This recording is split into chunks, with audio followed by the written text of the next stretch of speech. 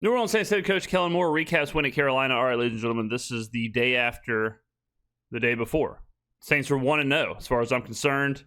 Tyler Shough gets his first victory as the Saints starting quarterback, and Kellen Moore gets his second of many victories. It is a good day to be a New Orleans Saints fan. Actually, it's even better than you think, because if you remember in my live stream, which has almost 10,000 views in less than 24 hours, but if you remember in my live stream, I said that if the Saints win, you win, and we'll discount the store. Now, the Saints won by 10, okay?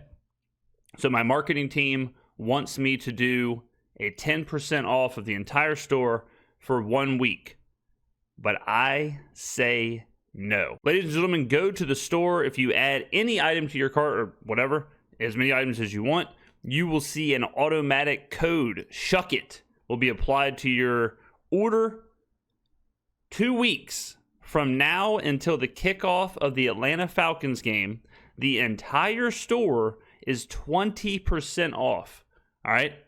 Doesn't matter how much stuff you add to the cart, whatever, they get discounted. Okay, you add a hat, you add the shirt, whatever you want to do. We'll add this hat, boom. You see it right there, boom. 20% off the hat, 20% off the shirt.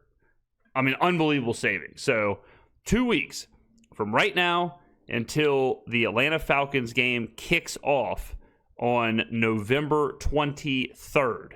All right, ladies and gentlemen, 20% off the store for 2 weeks. Saints win, you win. FaZe picks them up, and so I just thought it was a really good example of our team playing together, having a ton of joy as they went through it, and I thought the physicality was a positive. We knew that was going to be a physical game with the way those guys play. They're a really good team. They've had a ton of success the last few weeks, and so we knew it was going to be a battle. I love when a good plan comes together, and the Panthers game is the perfect example of why we do box score reviews and why we talk about the box scores. The Panthers-Packers game was as fugazi of a box score as you'll find. All right? Packers didn't punt. Packers won the YPP by over a yard, won total yards, won everything. They lose the game. On paper, it's like, damn, Carolina went on the road and beat the Packers. Is Carolina a legitimate threat in the NFC? No. Bryce Young threw for 102 yards in that game. Okay? It is what it is. The Saints went out there, took care of business. I think it's even. I've seen a lot of people who are like, I mean, come on, guys, this is the Panthers. You know, let's do it against a good team. It's like, guys, Panthers were, a 5-win team. It was on the road. Divisional game on the road is difficult, anyways. 5-win Carolina team who's 3-1 at that time at home. Just came off of a win against the Packers. As fugazi as it is, they can beat, whatever. Rico Dowdle was as good as it gets going into that game. And the Saints prove not only can they play with a team like that, but they can dominate a team like that. And even after trading away a couple players, right? You trade away. I mean, what did we hear? Heard a lot of people say, well, actually, this is going to hurt Tyler Shough trading away Rashid Shaheed. It's going to make it where he can't succeed. And then he goes out there and succeeds. They went right down the field the first time they got the ball. I mean, what changed? Well, that's not true either. What the hell was this guy watching the game? That guy said they drove right down the field in the first possession. They got stopped twice. On third down when Brian Brzee jumps, which continues to drive, we stopped him. It was an incomplete pass. And then the interception, they got called back. So they had like 40 yards that drive on. They didn't drive down the field at all. For their side, or what did you do? Yeah. Obviously, we had some missed ops, on that first drive. It was unfortunate, but I thought our guys just hung in there. Kept battling. Tightened up things a little bit more, and so I felt like after that it was pretty good. You feel like this is the best game your team has played this year?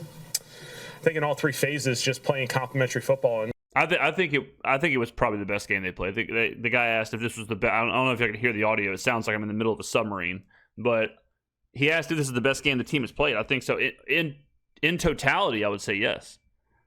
I mean, even though it wasn't the most points we scored or whatever, but defense was dominant. I thought the offense did what they wanted.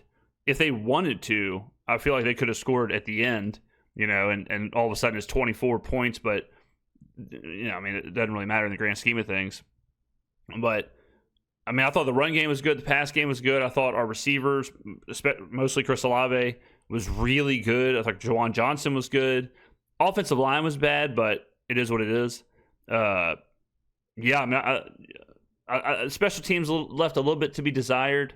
I would say just some of the like punts and some of the stuff that happened in there, but overall, I would say it's probably the best game we've played. You know, we know there's missed ops out there. There's opportunities that we want to grow in, and we got to talk about and get better because of. But I just felt like all three phases were really playing well together and collectively. I mean, I kind of like this too. I mean, Kellen turned into a robot there at the end, but I kind of like that this wasn't perfect. That we're 0-2 in the red zone. That we did have some, the interception called back and the blocked field goal, whatever, called back. I do like that there was some adversity. We went down early.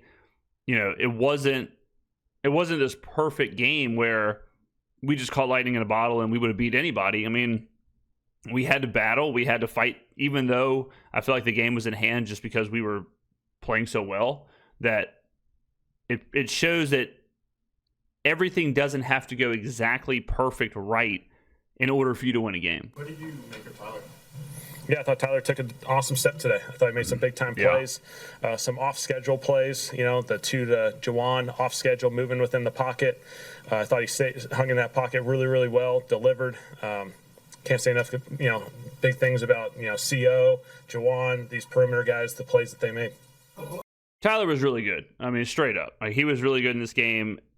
Of course, there's going to be some errant throws, or there's going to be some moments you want back or whatever, but the biggest question with a rookie quarterback in general, but also just Tyler Shough because of his background, is what are you going to do when things break down? What are you going to do in the pocket when you have a free rusher or a blitz or pressure or whatever? Can you navigate the pocket, keep your head up, keep your head downfield, and find the play?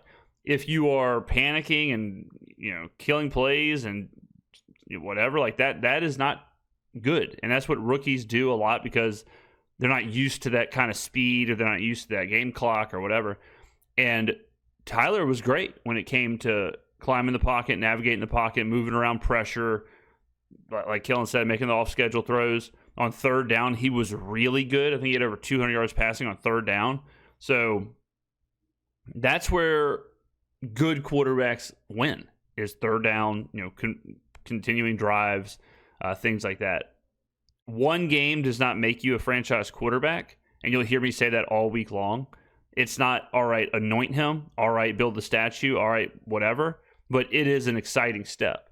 And it's more about, like running 100 yards isn't running a marathon, but you have to run a bunch of 100 yards to finish a marathon, right? So you don't stop running after that first mile mark, right? But you completed the mile. You might have ran at a good pace. You should feel good about it. Okay, on to the next mile. And you just stack those up, and that's how you have a good career or a good season or whatever. So, yeah, I mean, it's not over, but he took a step. And you got to take those steps. And as a Saints fan, you got to feel good about what you saw from Tyler just as a quarterback. I mean, just as even just this year, just like, okay, a serviceable quarterback for our team. If you don't even look at it from a long-term point of view, but just for right now, just for 2 weeks against Atlanta, you got to feel like we got the better quarterback on the field because Penix kind of low-key, high-key, low-key sucks. That field goal could have been a real change in momentum. How well were you explaining the rule on that? And obviously you stood up right after and it didn't make a difference. Yeah, I thought the beauty of that was, the rule's the rule. The ball went past the line of scrimmage, we touched it. Hey, it's their ball. I understand that rule. And something we talked about a lot in the heat of the moment. You see a football, your natural reaction is to recover the thing. And so we get to educate ourselves because of that. But I thought the way our guys respond was just phenomenal. Yeah, they respond with the fumble, ball don't lie. And that's a good example, too, where it's like, hey, it would have been really easy for the defense to fold there. But they come back out, hair on fire, and get the fumble recovery. And so that little bit of adversity in those spots, like, you love to see that. On there to create a turnover right after that. Can you take us through the touchdown to Juwan, just before that moment, why you called that specific play, what was kind of the progression, what Tyler saw? Yeah, really good play. I think, that's the backside route. You're playing a high-low game on the front side. He worked through his progression, stepped up in the pocket, and really found Juwan on the backside of the original play. And so I thought it was just a really good example of Tyler's ability to move, keep his eyes downfield, and make a play. That being a big moment in the game, do you say anything to Tyler beforehand, or is it just play call comes in, execute? Play call, let him play. He's playing really good. Is that kind of a Definitely was a really good, some really good moments there because of that. I thought, again, playing in the pocket, stepping up, finding the guys downfield. I thought there were some big-time opportunities there, and third downs are hard downs. And so, for us to come away with some really successful plays on that, I thought credit to those guys who are out there making the plays. We saw that on the last drive. So the last drive we talked about was probably my favorite drive because it was the end of the game drive. It was the, hey, can you burn off 8 minutes and end this game? When Kellen was with the Eagles last year, this was a trademark of the Eagles. A trademark of them was their ability to end the game with 10 minutes left. And it was crazy. They have a lead, 6, 7, 8, 9 minutes left, game's over. Because you shouldn't stop them. On that drive the Saints had, which they did, they had a 14-play, 7-minute, 40-second drive that ended the game. The first thing they did was go first down, second down, third down. They were facing a 3rd and 6, I think, something like that. If they don't convert that, it's a totally different game, right? There's 7 minutes left in the game. Carolina's got the ball. Absolutely, the game's on. But they converted that third down, and they just continued down the field and just bled the clock out. So that is the hallmark of a good team, is being able to do that. Being able to dictate the game to that level. That's what a Kellen Moore offense wants to do. And that's what, people ask me, what is the identity of this offense? And even before this game, I think we knew Kellen wants to have a super balanced offense as far as run pass. He wants to own the clock while running at tempo, which is kind of a hard thing to do. But he wants to run a ton of plays. He wants to play fast when he can, and then when up, dominate the game, dominate the clock, end it on your terms. All right. He wants quarterback to get the ball out of his hands quick. I mean, we saw this game. It's not the results, I guess, you want all the time because it's 17 points and whatever. But if you want an idea of what Kellen's offensive identity is, look at this game. Look at this plan. Was Chris's speed and verticality, does that help offset you guys trading Rashid? Did he run some of the routes that he would run today? Or, That's a good question. I think, CO can attack every element of this field. And so, we're going to be able to utilize it. He obviously made a phenomenal play downfield a couple times. A few of the other guys got in there and played some roles, maybe not as many targets to those guys, but those guys were out there playing and they did an awesome job executing. And so we feel like this group is going to grow together and progress. Yeah, I mean, we kind of saw it again. We talk about the wide receiver group and all that stuff, and Devon Vele, I just saw the snap counts. He was on the field for 86% of plays, but he only had whatever it was, one catch. So it is what it is. But yeah, I mean, you can see kind of the plan for some of this. And you throw another receiver in there, you throw Carnell Tate or Jordan Tyson or whoever in there, and you got Olave and that kind of playmaker, and Devon Vele and Brandon Cooks if he's here and whoever, okay, I'm starting to see what's going on here. And, everyone wants to trade Chris Olave. I would much rather have what Tampa has with Igbuka, Mike Evans, and Chris Godwin when they're all healthy, and just have a couple of horses in the stables instead of trading Chris Olave for absolutely no reason. So having Olave as your second best receiver, if we do get to that point, that's a good problem to have. And he showed, he was electric today. Or yesterday. The last 5 weeks, what were y'all able to do to slow them down? Yeah, team football on defense. Assignment sound, gap sound, tackled really well. He still missed. We missed some tackles. He broke some tackles there. But I thought, we just did such a good job of not giving up those big, explosive, long runs as we went. Yeah. I mean, if Rico Dowdle is going to have 3-4 yards, whatever, fine. You just can't let him have the 15-yard, 20-yard, 40-yard run. Let him get the chunk play, or not the chunk plays. Let him get the short plays, whatever. Just contain him, and that's what this team did. And the defense dominated across the board. And if you look at this team and who they faced, the run defense, which was a sieve last year, the run defense has really held in check some really, really good running backs, whether it's James Conner, Christian McCaffrey, Kenneth Walker, or Rico Dowdle. But besides a couple of bad games where it's just like, what's going on here? The run defense has been pretty good. Game meant something more to Chris, just considering what happened in the stadium with the concussion a year ago. I think that's fair to ask CO. Obviously, his experience is he's had to navigate that through this entire journey, and so obviously you can anticipate that's something that's going to weigh on your mind a little bit. It's natural, but the way he played today, I mean, that was just incredible. Incredible plays, phenomenal. The energy, the juice that he brought to our team. Yeah. I thought it was a really special performance. You mentioned the awesome step for Tyler. What do you look for now from him, and where do you kind of want to see his development grow from here? Yeah, By the way, everyone wants to talk about how Kellen Moore is not a leader and there's no leaders in the locker room, and they want like a 1975 coach, chewing red man on the sidelines, growling and screaming and cursing everybody. Well, this team, after you trade away 2 players at the deadline, and you are obviously sellers at the deadline, and you're 1-8, this team could have absolutely packed it in.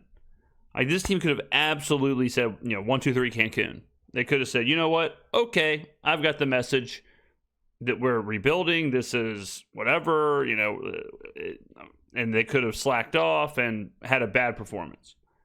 But they had arguably the best performance of the season. That doesn't happen without good leadership. That doesn't happen without good coaches, good prep, and good planning. We're going to keep growing. Every game there's going to be 5 plays that we're going to say, we're going to want to improve on those. There are going to be some plays that we can lean our hat on and continue to reinforce, and we just got to keep growing. Also, that 8-minute drive to end the game. Yeah. How important was that to seal this one out? Yeah, that was such a cool drive. Just a really, really cool drive. Physicality, offensive line, battling. It was really Taysom and the running backs, and they just went for it. And so really cool drive for those guys. Really an identity type drive where you can lean on, when you talk about being a physical football team and grinding games out like this. It's a really good example of it. I said this all during the stream. It reminded me a lot of my Madden franchise. If y'all have not watched my Madden franchise over on the gaming channel, go over there now. We have 3 new episodes dropping this week. We dropped 3 episodes last week. My whole strategy when I'm playing with the Saints is to kind of do what Kellen just said. Like, I want to grind clock, run the football, dictate pace, throw when I have to, throw if play action, whatever. But if you can just run the football and hold the clock and hold the ball, then that's the best way to do it. And we've had some crazy success over on that franchise. And it's crazy how it works, but especially Taysom, because in that franchise, Taysom is nuts. And at the end of the game, I was like, man, this is exactly how I'm running the Saints. Like, this is exactly how I'm calling plays. Is Kellen watching the Madden franchise confirmed?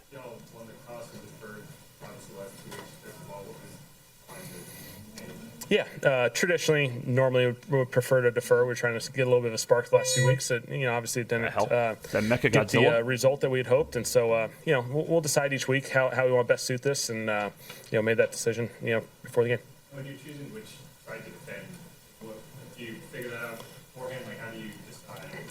Which direction you're kicking and all that stuff? Yeah, well, because you defer, so you get to choose. Yeah. Usually that's in communication with special teams and then just talking about field conditions and stuff. So sometimes there's wind that factors into that. Yeah, I think you generally want the wind at your back, like in the fourth quarter, things like that. It's just like game theory stuff, but I mean, it changes week to week. Like, there's a lot that goes into that. It's not just, flip a coin. I don't know. We want to go this way. Like, usually there's stuff. It's very minute stuff that goes into it, but I like that Kellen and them are thinking about it. What do you make of the first half sequence near the end there? What you guys think? Yeah. Obviously, trying to have the last possession of the drive, the last relevant possession of the quarter, and so. I got to look at it, to see if we, ultimately weren't able to get the points that you want, and so I got to look at, seeing where can we improve there, execution-wise, schematically, get ourselves in position. Maybe, I'll look at how those timeouts progress and where we can potentially improve there. You hit on it before. Yeah, I mean, I thought if recollection serves me right, I think they had like 40 seconds left of timeouts, and they were about to cross like the 45-ish, somewhere in there. I think if you get the first down and you get into that territory, then you start burning your timeouts. You want to score with no seconds, whatever. I think he was walking a bit of a tightrope, and that's how I understood the strategy with the timeouts at the end of the half. I wanted to ask it again, When Tyler converts those third downs like that, like what does that tell you about him? He's comfortable. Yeah, he's not executing and panicking. playing really good football. Yeah. Those are not easy downs. Again, we talked about there's hard downs in this league, and the teams that can execute in those downs and make plays, they're the ones that are the most successful teams. And so, obviously credit to our guys who went out there and made those plays. The protection, Tyler, the perimeter guys, some guys stepped up. You now have a bye week next week. How can you use this win to kind of use that momentum going into the final stretch? The biggest thing with the bye week is that the team can relax. Like getting a win going into the bye week, the team can breathe, and they don't have to read pee poo poo pants 1 2 3 on the Saints subreddit saying that everyone should be fired and everyone should be, Todd Graves should buy the team and all this other stuff. Like they can just have a couple of weeks where they can go eat dinner in New Orleans. They don't have to worry about their house being egged. Like they can just kind of breathe a sigh of relief. We got to win. High momentum, high positivity, whatever. And I know just as a fan, like it's nice. It's nice. It is very nice to know that for the next 2 weeks, even though it's only the second win of the season, and even though it is what it is, it's immediately you can feel it's such a less toxic atmosphere around this team. Obviously, you won't play for 13 days now, and so to have a win, as your last moment, I think can carry some momentum, carry some energy. Our guys got to recharge during a bye week. We got to use it to our advantage and put ourselves in position to kind of attack this back end of the season. And so, I'm excited for our guys to be able to utilize that and get ready to go. You can also kind of forget about the first half of the season. The season is over as far as like playoffs and things like that. You had the trade deadline. You have this win. And now you have a bye week. You really are kind of 1-0 as a team. You're 1-0. You have a new starting quarterback. You have a new players are doing new things because of the trades. You're 1-0. You got the Falcons coming up. You got an easier back half of the schedule. That's how I would approach it. Looking at what happened in the beginning of the season, irrelevant now.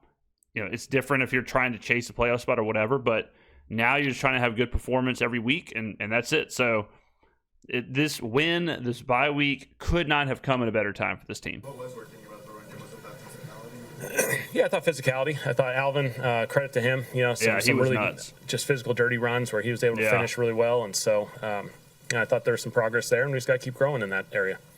The other day talking about the 1-8 start is what it is, but it feels like things are still being done the right way. The energy that's building and the locker room is still good. Does winning a game just help you kind of reinforce that? Because obviously you can say that, but if the wins aren't coming, Question was basically like, we've heard how good the vibes are. Does winning help reinforce good vibes? No doubt. Ultimately, we're here to win football games, and we want to win football games collectively. And so it takes the entire group. I give a ton of credit to our guys, the way they've battled the last few weeks, to come up short a number of games in a row and to come back, recharge, ready to go each Wednesday, ready to put in a new plan and just go about the week every single week the same way. And, so I think, it's credit to our guys. We have the right kind of guys in the building to keep growing and keep developing and keep getting better as a team.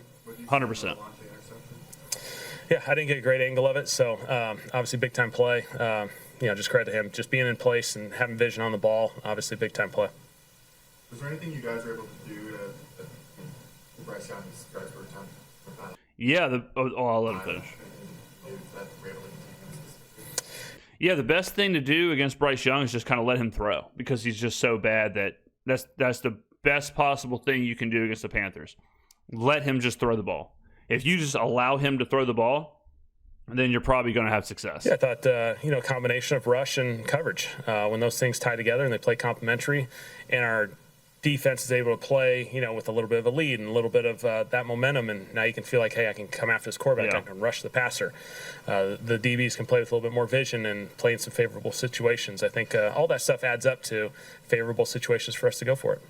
I know that you guys you had a few turnovers, but to be able to kind of impose like that when you don't have 5 turnovers, what does that say about your defense or that you're that's what I was talking about earlier. able to do that without the amount of volume that you had previously for your first one? Just with them creating turnovers? Yeah, well, just He's asking, without 5 turnovers and you win a game, what's that say about the team? which we talked about earlier in this video, good teams can win games in a bunch of different ways. They can win games with a ton of turnovers, with no turnovers, with, playing with the lead, coming from behind. They can or they can win passing, they can win running, like whatever. Like what your defense was showing even in the moments that they didn't. Yeah, I thought our guys, the play style was really good. The physicality. Yeah, I mean, they kicked their ass. I mean, like, they dominated the Panthers. I mean, besides the first drive where the penalties and all that crazy stuff, the Panthers didn't do anything. The effort, the finish, to create a couple turnovers was obviously game-changing for us. And I thought our guys kept attacking the football. There's more opportunities out there that we're going to look at and say, hey, we're really close here. How can we keep getting better and keep taking advantage of these opportunities? All right. Thanks, guys. All right, man. Love you. Okay. All right, ladies and gentlemen. There you go. Kellen Moore after his second win. Our second win, some would say. All right, ladies and gentlemen. Get on to the store. 20% off, okay? 20% off for 2 weeks. That is insane. I can go ahead and tell you this. I am taking a bath on these products with 20% off for 2 weeks. I am taking what they call in the business a haircut. All right, this is me eating beans, ice water, saltine crackers for the next 2 weeks. Doing this for the people. We do not have that much merch left. So if you want it, I'm telling you right now, best time to get it. Okay, best time to get the merch is the next 2 weeks. We have like this hat right here. I'll give you a little peek behind the curtain. I might have maybe 15 of these left. Maybe. Same with the black hats. The black hat with the JLS, maybe 15. Okay, so get after it now. 2 weeks, 20% off. Thank you for watching, ladies and gentlemen. I will see you in the next video.